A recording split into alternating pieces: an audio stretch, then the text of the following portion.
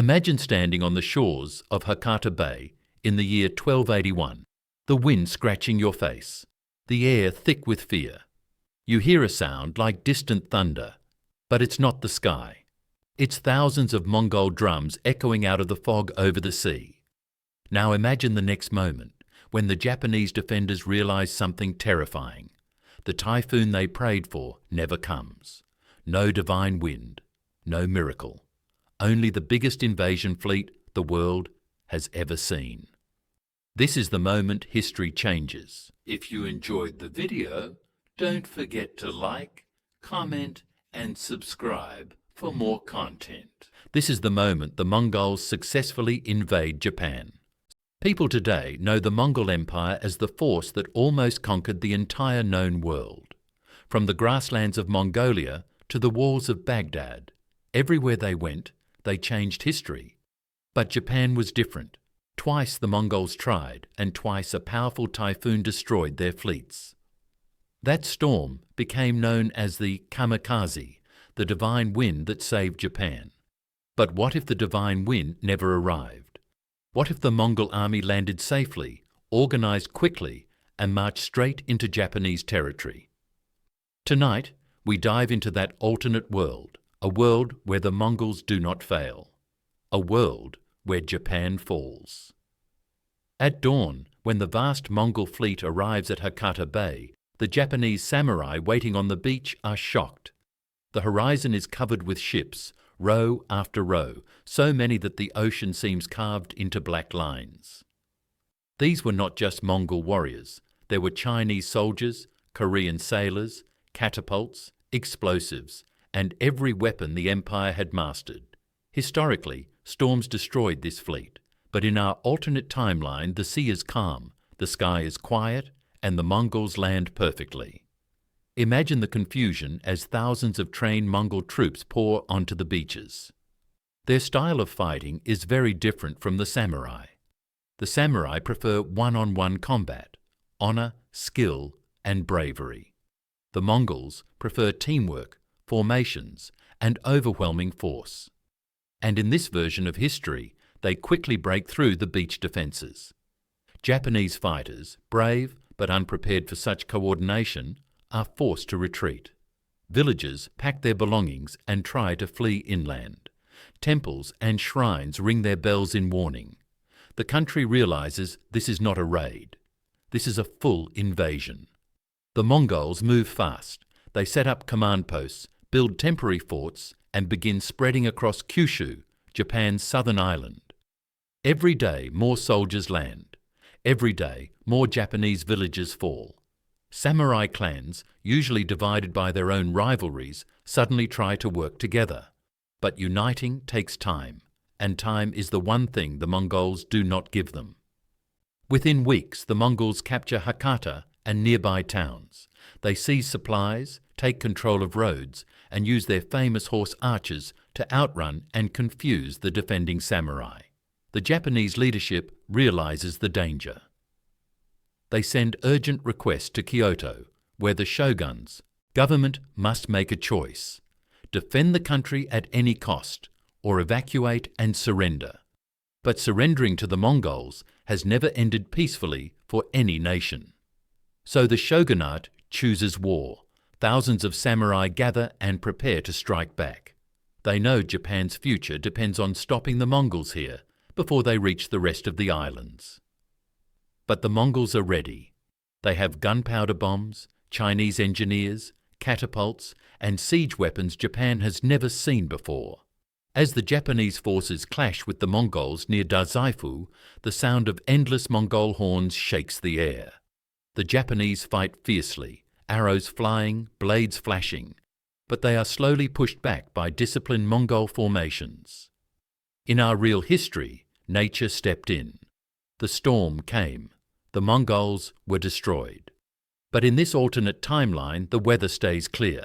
The Mongols continue pushing north, and something even bigger happens. Local Japanese clans begin to lose faith in the shogunate. Some leaders think loyalty is useless against the largest empire in the world.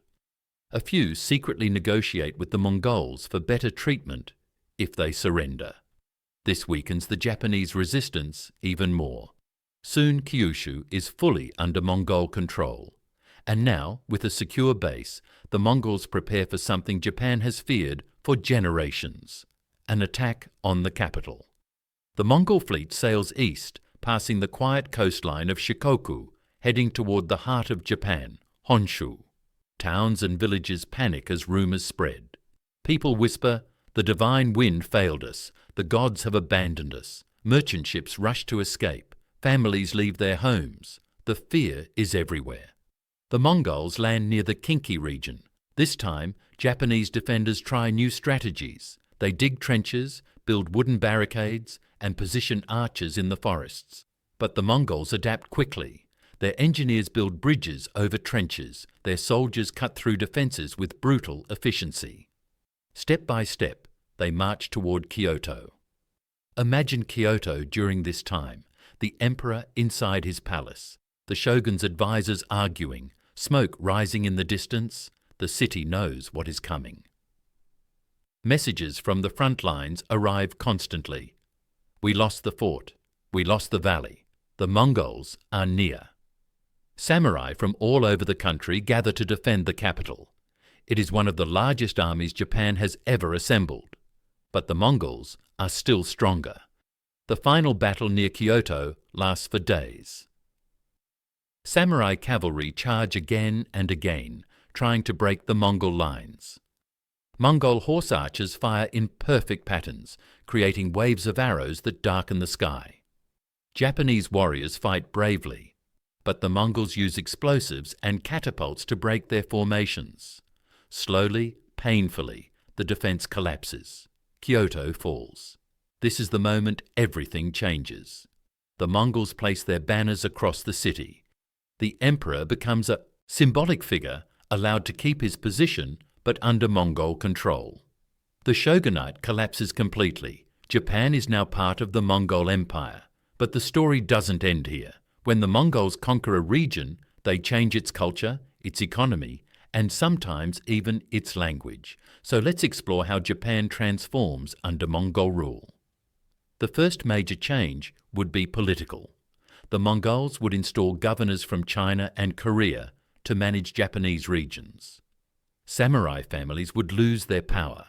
Many would be forced to serve the Mongols as soldiers or local enforcers. Some resist, some rebel, but the Mongols punish rebellion ruthlessly, burning estates and removing entire clans from power. Next, trade across Asia would explode. Japan would suddenly be connected to the Silk Road network. Goods from Persia, China, and even Europe would flow into Japanese ports. Gunpowder technology, architectural ideas, and medical knowledge would arrive much earlier. Japan might develop cannons and firearms centuries before they actually did. Religion also changes. Buddhism becomes even stronger, especially the forms popular in China. Shinto shrines lose influence as Mongol rulers tax them heavily. Japanese culture, which grew so independently in our timeline, becomes more blended with Chinese and Mongol traditions. But one interesting effect is the opposite. The Mongols, famous for adopting useful skills from conquered people, would take Japanese craftsmanship and spread it across Asia.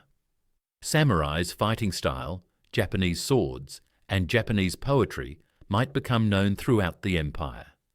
Now imagine everyday life. Japanese farmers pay higher taxes. New roads and communication systems are built to connect Japan to the Mongol world. Mongol officials begin appearing in towns. Chinese scholars arrive to teach Mongol administration methods. Korean shipbuilders train Japanese workers. Japan becomes an important part of Asia's largest empire. But deep inside, resistance never fully disappears. Samurai who lost everything hide in remote mountains. Secret societies form. Stories of the lost shogunate spread like fire. People whisper about restoring independence. Every year, rebellions break out in small pockets. Some succeed briefly, most fail. But the spirit of resistance continues. After decades, the Mongol Empire faces problems elsewhere: internal conflicts, succession struggles, rebellions in China. Slowly, the grip on Japan weakens. Local warlords begin taking back power. Former samurai families rise again. And eventually, after long struggles, Japan may regain independence, but as a very different country. One that grew under Mongol rule, learned Mongol systems, fought Mongol wars, and carried Mongol influence in its blood. In this alternate world, samurai culture would not look like the samurai we know today. Their armour might resemble Chinese Mongol armour. Their tactics would mix horseback archery with sword fighting. Their society would be shaped by decades of foreign rule. Even Japan's future leaders, the equivalent of shoguns, would likely understand Mongol political strategy better than traditional Japanese governance. And the biggest impact, Japan would never be isolated. In our real world, Japan eventually entered a long period of isolation under the Tokugawa shogunate. But in this alternate timeline, after being woven tightly into the Mongol Empire, isolation would be impossible. Japan would stay connected to Asia, influenced by its neighbours, trading widely, interacting constantly. That connection might lead Japan to industrialize earlier. It might prevent the strict feudal structure that developed later. Japan might even become a major Asian power much sooner than it did in real history. But all of this began with one moment, a calm sea in 1281. No typhoon, no divine wind, no miracle. Only the unstoppable force of the Mongol Empire stepping onto Japanese shores. History as we know it changed because of a storm. Without it, Japan's story, and possibly the story of East Asia, becomes a very different world.